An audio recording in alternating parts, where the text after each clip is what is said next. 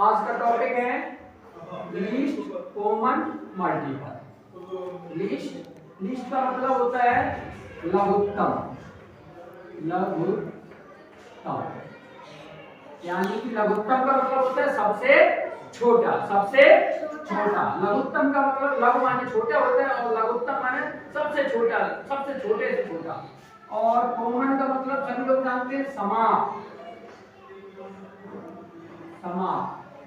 और मल्टीपल का पढ़ा चुके हैं, क्या होता है अपवर्ग। तो इस पूरे का हो जाता है समाप वर्ग या गुणज, लघुत्तम समाप वर्ग। आज का इसको शॉर्ट फॉर्म में एलसीएम भी बोलते हैं। क्या बोलते हैं? एलसीएम भी बोलते हैं नहीं? तो लघुत्तम समाप वर्ग, ये लघुत्तम का सबसे छोटा, ये दो शब्दों से मिलकर बना है, समान और अपवर्ग। समाप वर्ग दो शब्दों से मिलकर बना है, कैसे? समान और अपवर्ग, धन अपवर्ग, अपवर्ग।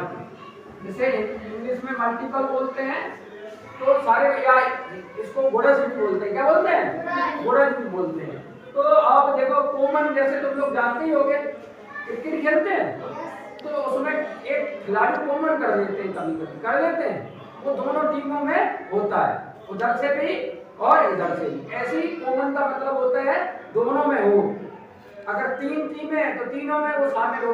हालांकि क्रिकेट में तो 2 ही टीमें होती हैं तो वो दोनों में शामिल होता है। तो अगर हम दो संख्याओं के अगर अपवर्त लिख रहे हैं तो वो दोनों संख्याओं में हो, दोनों संख्या के अपवर्त में हो, वही कॉमन हो जाएगा, वही उसी को हम क्या कहेंगे? कॉमन कहेंगे। अब लेते हैं आते टॉपिक की तरफ। जैसे मान लीजिए हमें 4 के अपवर्त लिखने हैं। क्या लिखने हैं? 4 के अपवर्त। तो हम लोग पहले से ही अपवर्त पढ़ चुके हैं, पिछले पीरियड में पढ़ा था, लास्ट पीरियड में पढ़ा था। तो क्या पढ़ा था? 4 का पहला अपवर्त क्या होगा? 3 होगा। कितना होगा? 1 होगा। अपवर्त क्या होगा? अपवर्त का मतलब होता है गुणज। अब 4 का 1 में गुणा करेंगे तो क्या आएगा? सबसे छोटा अपवर्त होगा 4 होगा। अब 4 का 2 में कर देंगे तो क्या हो जाएगा? 8। फिर क्या होगा? 12। फिर क्या होगा? 16। फिर क्या होगा? 20। फिर क्या होगा? 24। फिर क्या होगा? 28। फिर क्या होगा? 32। और ऐसे ही लास्ट तक और भी होंगे, बहुत सारे होंगे, एंड सो ऑन, लास्ट तक अनंत तक हो सकते हैं। अब यानी कि एक पहाड़ा ही होता है। अब 6 के अपवर्त लिखने हैं, 6 के अपवर्त,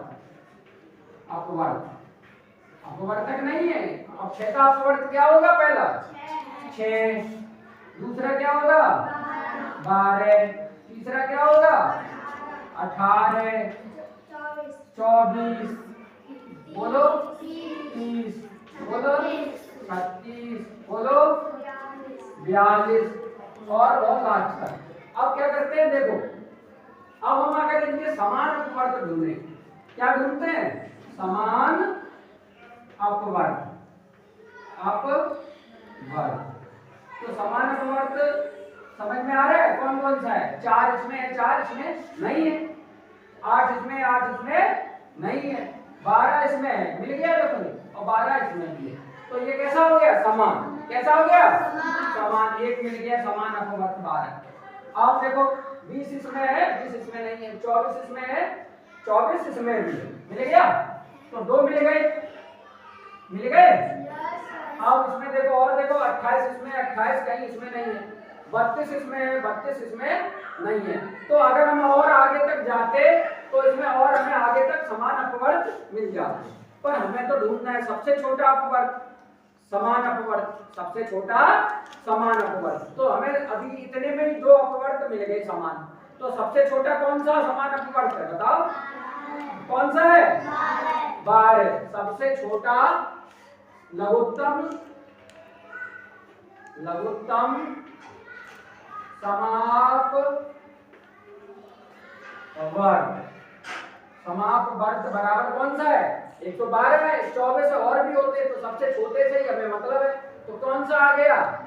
12। यही इसका एलसीएम हो गया। क्या हो गया? एलसीएम। इसको इंग्लिश में अगर हम कहेंगे तो क्या हो जाएगा, लीस्ट कॉमन मल्टीपल आ गया।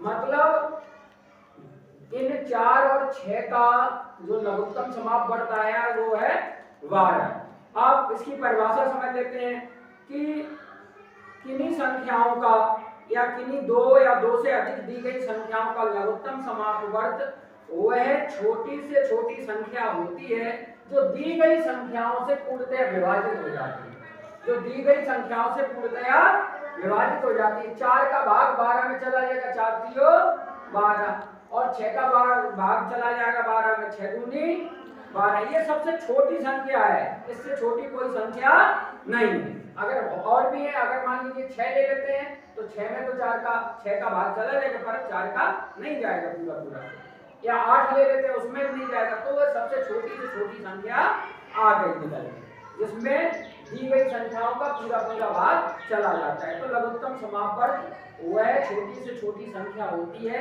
जो दी गई संख्याओं से, जो दी गई संख्याओं जिनका लघुत्तम समापवर्त पूछा जा रहा है उनसे पूर्णतया विभाजित हो जाती है, पूरी पूरी विभाजित हो जाती है, और छोटी से छोटी संख्या। आगे समझ में परिभाषा आया सभी को समझ में?